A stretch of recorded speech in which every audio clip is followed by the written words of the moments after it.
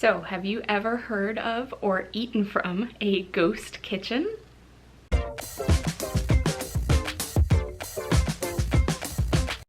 Hey guys, welcome if you're new or welcome back if you're returning to my channel. I'm really excited about this video. I've actually been working on putting it together for a long time. So if you have never heard of these before, ghost kitchens, or they're also called cloud kitchens or like virtual restaurant concepts, they've been around for a little while, but they really have taken off in the past year or so. And I've kind of become obsessed with finding them and trying as many as I can. So I thought I would do a series of ghost kitchen reviews, but first I need to explain what a ghost kitchen is in case you're not familiar, because it's kind of a cool concept. There's some pluses and minuses maybe, so you can decide if you think that they are a good idea or something negative in the restaurant industry. So I actually first heard of ghost kitchens a couple years ago, and at the time they were sort of presented as like a scam almost, or a trick. Like you think you're ordering from one restaurant or brand, but really your food is coming from somewhere else. Or you think you're ordering food from a real restaurant, and really your food is being prepared in an industrial warren of different kitchens representing different brands with no actual physical restaurant for people to eat in. So a ghost kitchen could actually be one of a couple things. It could be just a commercial kitchen space, or maybe one of many commercial kitchen spaces in like a big area, big building together, where they make food for a certain brand that is only available for delivery, but you don't know that it's not coming from a real restaurant because they don't have like a seating eat-in area. It's just the kitchen and they only take their food to go.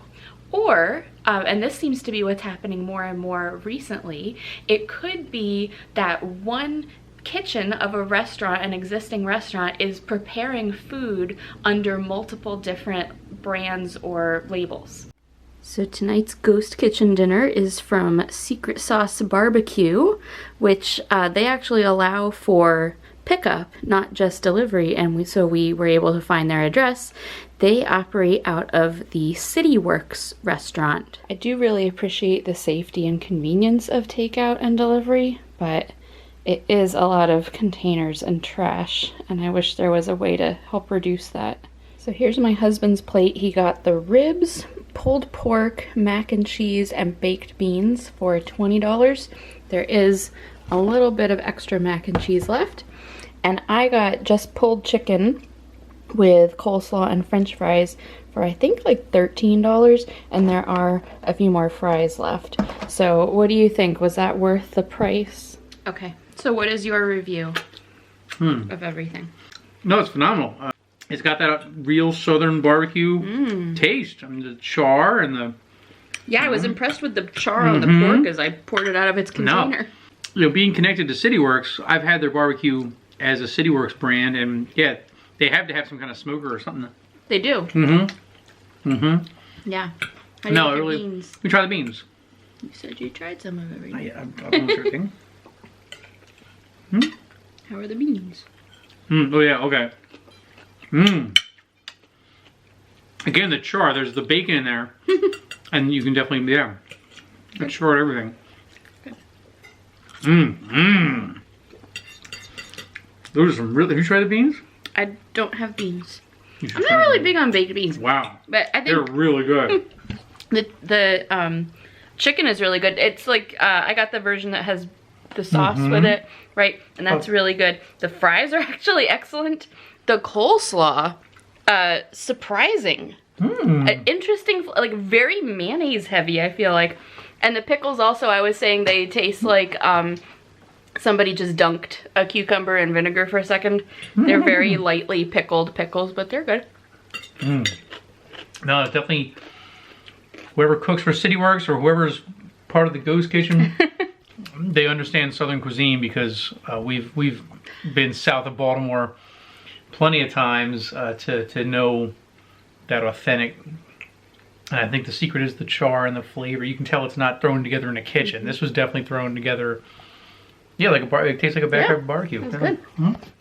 So like I said, it kind of sounded scammy when I first heard about it a couple years ago, but I think especially recently, with a lot of restaurants struggling in the current world situation, it seems like kind of a way that restaurants can save themselves or bring in more business without being fully open for eat-in dining. Because what happens is people order food from delivery apps or maybe just through a website, and they don't realize that they're actually ordering food from some other local restaurant. They're just getting something from a brand or a style of food that sounds interesting to them. So it's kind of a way that, you know, current existing restaurants can increase their business without actually having to increase or have anyone additional in their actual dining rooms at all. So I had never really ordered like takeout food through, you know, DoorDash, Grubhub, Uber Eats, Postmates, any of those things until pretty much in the last year. And once I got on that app, I realized there were restaurants, you know, that said they were local to me that I had never heard of, and we're pretty familiar with all of the restaurants around us. So I started looking into these, and I realized that if there was a restaurant that I had never heard of, it was more than likely a ghost kitchen. So there's a couple ways that you can tell if you're about to order from a ghost kitchen restaurant. The first one, which actually has changed relatively recently, at least in the DoorDash app that I use, there will actually be a little informational note at the top of the screen that says like this is a virtual brand, and it doesn't give you a lot of detail about like where specifically this restaurant is located, but it does kind of give you that heads up. Otherwise, sometimes I would see like at the bottom of the screen, it would say like whatever the name of this thing is a concept of such and such other brand. So like there's restaurants, like virtual restaurants that operate out of like Chili's, or you might have heard of the one that operates out of Chuck E. Cheese locations. So you might see that on the page. Or the last thing you could try is if you can find the actual address of the restaurant. So it might either come up if it's available for pickup by the customer, or you might be able to find it on the map if you're getting delivery once the delivery driver like starts tracking on the map. If you can find that address and put it into Google Maps or just look it up on a map, you might be able to see what actual restaurant or business is located in that spot. So we're getting dinner from another ghost kitchen restaurant tonight, and this one is very mysterious. I really haven't been able to find a lot of information about it. It's called Ra Ramen, and the address that DoorDash gives if you wanted to do pickup is just the address of the mall, like the entire mall, which is huge. So I actually tried to contact them to see like where specifically would I have to go if I was picking this up, and they couldn't really tell me. So I will see if I can get any clues when our order arrives, because I am having it delivered actually.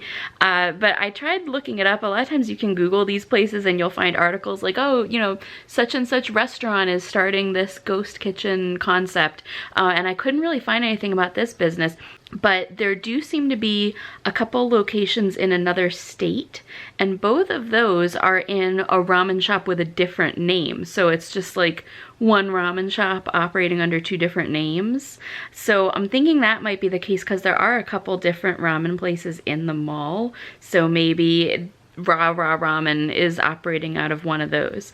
But the menu's very simple. They just have like pork, chicken, or seafood, and then like 3 kinds of broth, like tonkatsu, shoyu, and miso, and spicy versions of each of those, and like 2 or 3 different kinds of appetizers, and that was it. So we got a little selection of things, and I'm excited to try it because I love ramen. Well, the packaging didn't really give me any clues because they just use these generic thank you bags, but look how nicely everything came with the broth separate from the ramen bowl itself. They look really nice. We got a couple of these pork buns, and then we have some pot stickers. I'm excited to break into this. So what is your review? Ra Ramen, man, Yes. Definitely So phenomenal. So the buns are? The buns are excellent. I forget what's in the buns, honestly. I think they're pork buns. Pork buns. And Yeah, your so ramen you tried? spicy pork ramen. So I got pork on pork. I didn't. Yeah. Yeah, but no, it's phenomenal. The presentation's perfect, and Yeah. No, the dumplings, I had tried one previously. Actually, these could stand to be moved again too. But they're very good. And the ramen, excellent. This shoyu broth, it's so delicious. I will say though, this is very expensive. For all of this, it was pretty expensive. Oh wow. I mean, it's good big portions. Yeah. I don't know. I mean, you do pay a premium like for DoorDash, so. So far, I think I've had pretty good success or experience with the ghost kitchens that I've tried. You might have noticed that they all have kind of a limited menu, and they're mostly limited to things that travel well. So there's a ton of them are like chicken wings and French fries. There's one near us that's just burgers and French fries. The limited menu also benefits whatever restaurant is hosting them, because it's not like they have to bring in a ton of brand new ingredients, especially with like wings and fries. All they need is a deep fryer, which the restaurant probably has anyway, and they just prepare the things and put them in like a differently branded container.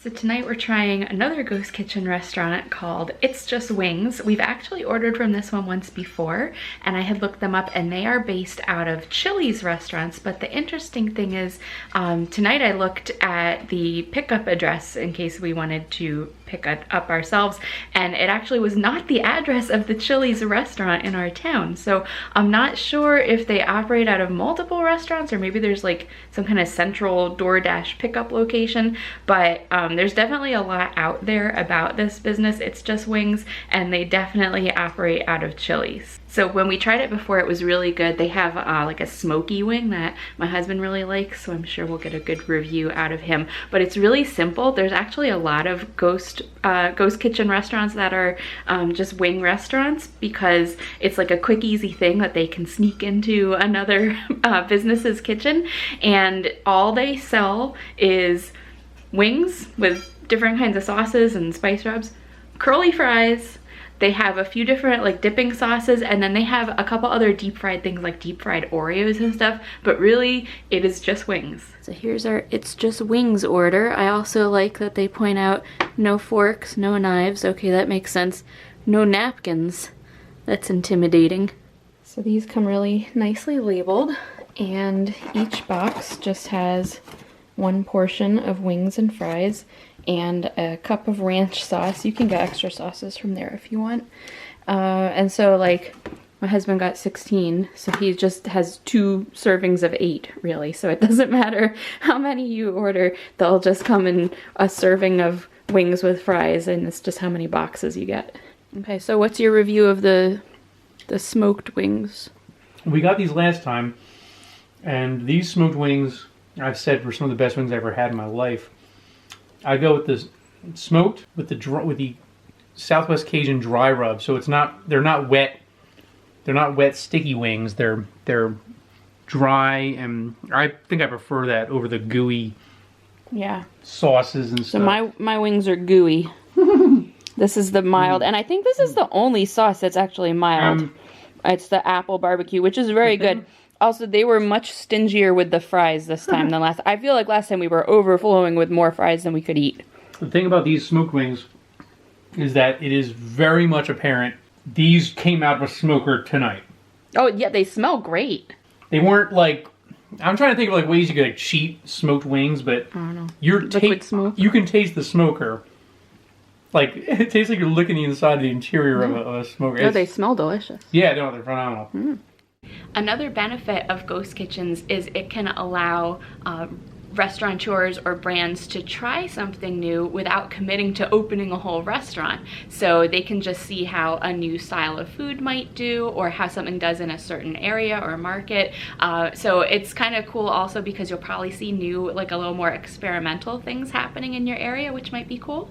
So one other cool thing that's happening now with ghost kitchens is that we're actually hearing about like big restaurateurs who are starting ghost kitchen concepts where they can have multiple like concepts within their brand, all operating out of one space that you can order from for delivery. So for example, in Philadelphia, there is a restaurateur that my husband and I like, and we've eaten at probably all or most of his restaurants. Some of them have closed or reopened, and again, with the current situation, number one, we're not going out, and number two, probably a lot of other people aren't going out, so the restaurants aren't having a lot of business. So he actually is starting a virtual restaurant concept with multiple of his ideas all in one place, where you can order for takeout in Philadelphia. So I think that's really cool, and like a really cool opportunity also for people to try new restaurants or brands. So I also had the chance to interview a delivery driver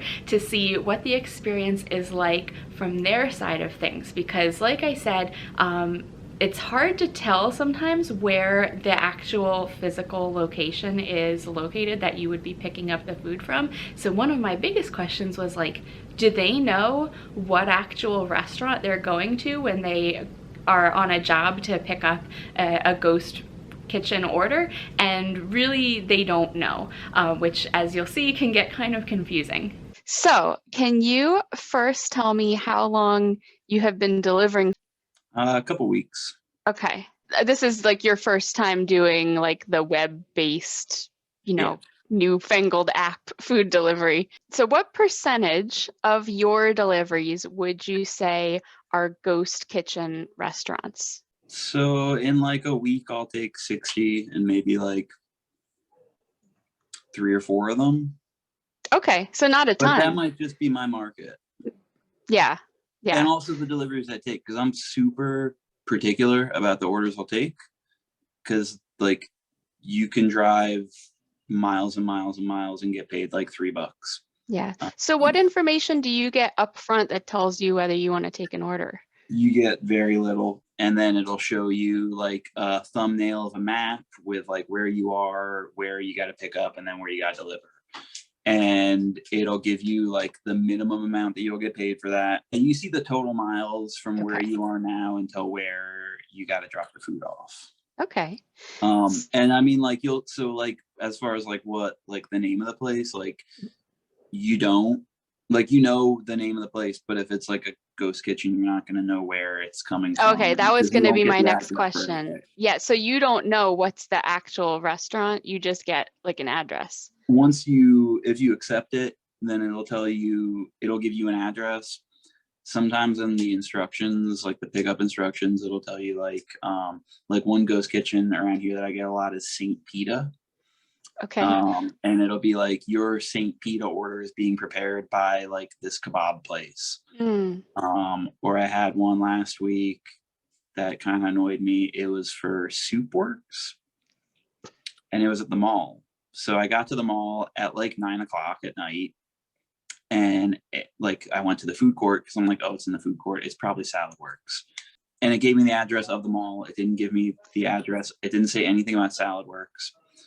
So I park at the food court and I go in and all the doors are locked. I'm like, what the hell? So I drive around the mall and like everything is closed. And like most of the restaurants in this mall are right in the food court. There's a couple like on the perimeter, but not Soup Works. So I found a door to the mall that was open, and like the mall was like closed. The only people that I could see on like my walk into like down that hallway to the main corridor was like a Verizon store. They were doing their cash out. So I asked them, I'm like an idiot, I'm like, do you guys know if there's like a place called Soup Works in the mall? And they just looked at me like no, there's Salad Works. Is that it? And I'm like, no, like I'm looking for Soup Works. Yeah, it's like kind of frustrating. So did you find it? What did that end up being? No, because everything was closed. So I called and was like, everything is closed here. And they wanted a picture they're like, send me a picture of the business so I can verify it's closed. And I'm like, I don't know what business it is, because it doesn't say anything. It doesn't say anything about Salad Works. So I took a picture of the closed food court and was like, here you go. Like, that's the best I can do. That's interesting, because there was a place that I was looking at here, and most of the other ghost kitchens I found have an address, and you can look up that address and see what restaurant it really is. But this one was in the mall, and the address was just for the whole mall. Yeah. And they actually had a pickup option. It wasn't just delivery. So I was like, what if I wanted to do pickup? like, how would I know where to park? To call them, Right, well, so I I did, guess. I tried getting in touch with DoorDash, and they were like, oh, we can't tell you until if you actually place an order, then I guess they could give you more details or connect you to the actual business so you could just ask them where they are. But I was like, I'm not going to place an order if I don't know where I'm going. Yeah. So Yeah, it's like kind of annoying. I took one last night from a spot called Killer Wings. But Killer Wings is housed inside a restaurant in a motel downtown that like routinely gets like bad health code violations. And I wonder, like, the guy who like tipped me very well and had like a nice drop off protocol at his house, like, I wonder if he knew that he was getting food from this place that probably is not. constantly cited. Probably not. No, probably not. But So whatever, I got paid, so I don't care. It's not my prerogative. So when you go to these restaurants, is there like a specific setup where like how that you would pick up the ghost kitchen order differently than the regular restaurant? It's No, just and all like together. no one in any restaurant, like very few restaurants do they actually like know what's going on. That was Like, going to be my next question. Do they understand it, or are they just like, I'll make the food and put it in whichever bag? I mean, like, I've worked in kitchens and like, that's not like, you get the order that comes through and you just make it. So have you ever been to one of the ghost kitchens that's in just like a commercial kitchen by itself, not inside an existing restaurant? No, I have not been to one. Okay. And yeah, Do you think there's any of those around you? It seems like they're more in cities. I don't know. I'm sure that there is, but then again, I'm like really particular about the orders I'll take. So from the delivery side of things, what in general is your opinion of ghost kitchens? Like, do you think they're a good way to bring extra business to restaurants, or are they like destined to just be a disappointment in food and go away soon? I don't know. I mean, I'm sure that they'll continue to exist because like business in general is like so decentralized anymore, like with COVID. Mm-hmm. Like people work from home and you never know it. And I think it'll continue to exist because yeah, like if you have like a ghost kitchen that's like in an Indian place, you might get somebody buy from it who would never have, who doesn't like Indian food, but Right. All as right. long as they tip, I don't really care. Do they pay the same as an order from like the regular restaurant?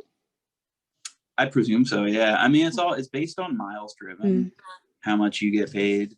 Well, anything else about ghost kitchens that you want to get out there to my tens of loyal viewers?